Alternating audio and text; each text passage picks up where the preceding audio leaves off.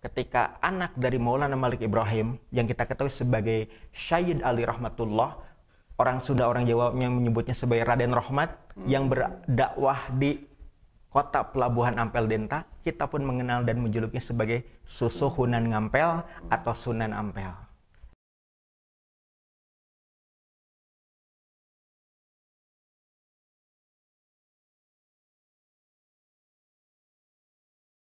Rangkaian peristiwa hubungan dari satu kesultanan di satu negeri dengan pusat dunia Islam itu sangat terkoneksi dengan betul. nyata dan jelas tadi ya. Iya. Terus juga tadi Ustadz singgung begitu luar biasa para mubalik gitu ya, para penguasa mengirimkan para mubalik gitu ya, ketika mendengar berita adanya suatu wilayah yang belum tersentuh oleh dakwah Islam. Luar biasa sekali gitu ya, fastabiqul khairat pada saat waktu itu. Nah, Ustadz tadi juga disinggung istilah Wali Songo ini baru dikenal di generasi ketiga. Berarti Wali Songo itu nggak cuma 9, Ustadz? Iya. Jadi berbicara berkenaan dengan Wali Songo atau Wali 9 atau Dewan Salapan kata orang Sunda, itu mereka itu adalah para waliullah yang diposisikan paling terkemuka, paling terkenal. Jadi mereka inilah para maroji di antara para murid yang meneruskan berkenaan dengan jejak perjuangan mereka untuk Islamisasi Jawa Dwipa. Berbicara berkenaan dengan Wali Songo, sebetulnya kalau kita melacak kepada sumber-sumber kesejarah yang ada, gitu ya, saya ingin mengutip di dalam haul Sunan Ngampel yang kemudian pernah dilangsungkan di negeri ini, khususnya yang ada di kota Surabaya ya. Satu di antara penjelasan ketika ada haul ya Sunan Ngampel yang ada di Surabaya pada waktu itu diungkapkan bahwasanya Wali Songo itu berlangsung dari kali pertama mereka mulai berdakwah di Pulau Jawa yang terorganisir, yang tersistematis, yang terstruktur itu semenjak tahun 1404 atau 1408 dan kepemimpinan organisasi ataupun berkenaan dengan himpunan para waliullah tadi yang kemudian diidentikan sebagai Wali Songo itu berakhir pada tahun 1837 Miladiah. Artinya apa? Hampir kurang lebih 4 abad organisasi ataupun majelis waliullah ini berdakwah di Jawa Dwipa. Dan keberadaan Dewan Salapan atau majelis waliullah atau majelis Wali Songo tadi itu dibekukan, dibubar paksakan oleh pemerintah kolonial Belanda. Pasca terjadinya perang Diponegoro, perang Jawa 1825-1830. Dan ketika kita tahu ya, setelah Diponegoro itu kemudian dibuang ya ke Batawi pada waktu itu pada awalnya, kemudian dibuang ke Ujung Pandang, ke wilayah Makassar di Sulawesi Selatan, maka kemudian ya kita mengetahui para kesatria ya di Jawa Dwipa itu terus melakukan aktivitas perang gerilya sampai akhirnya baru benar-benar ya diselesaikan peperangan di Pulau Jawa itu pada tahun 1837 bersamaan dengan kecamuk perang Paderi yang itu pun berakhir sekira tahun 1837-1838.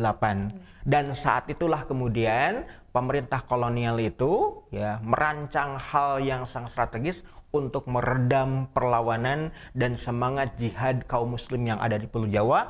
Satu di antaranya ketika mereka mengetahui di antara ya pasukan ya yang menggelorakan perang jihad fisabilillah melawan pihak kolonial pada waktu itu, dalam barisan Diponegoro itu ada sosok yang disebut sebagai Kiai Mojo. Kiai Mojo itu ternyata diketahui beliau itu adalah salah satu di antara anggota Majelis Waliullah yang kita ketahui sebagai Wali Songo. Maka pemerintah kolonial langsung bersikap tegas dengan membekukan sampai kemudian membubarkan majelis para waliullah tadi. Nah, itu terjadi pada tahun 1837. Jadi berlangsung sangat lama. Nah, kalau kemudian berlangsung sangat lama sekira 400 tahunan seperti itu, ini menunjukkan bahwa jumlahnya bukan 9, Kang. Tapi banyak gitu. Karena apa? Di generasi yang pertama itu dipimpin oleh Sayyidul Aulia Maulana Malik Ibrahim yang berdakwah di wilayah Leran Gresik, Sunan Gresik beliau. Sampai di era kedua itu kemudian mulai ada pergantian. Ada yang wafat tentunya ya. Ada juga yang pulang kembali ke negeri asalnya di Timur Tengah. Digantikan dengan para pewarisnya, para penerusnya atau para putranya. Maka kemudian kita mengetahui ya di generasi yang ketiga ya pada tahun 1479 ya harapan cita mulia dari para waliullah tadi untuk membentuk kerajaan Islam atau kesultanan Islam akhirnya kemudian dimudahkan oleh Allah Subhanahu wa taala dengan berdirinya Kesultanan Islam ya yang ada di wilayah Gelagahwangi bekas keadipatian Bintoro di bawah kepemimpinan Raden Patah atau Adipati Jinbun, kita mengenalnya sebagai Sultan Muhammad Al-Fatah yang merupakan putra langsung dari Bre Kertabumi Prabu Brawijaya, penguasa Keraton Trowulan yang ada di Mojokerto, Mojopahit.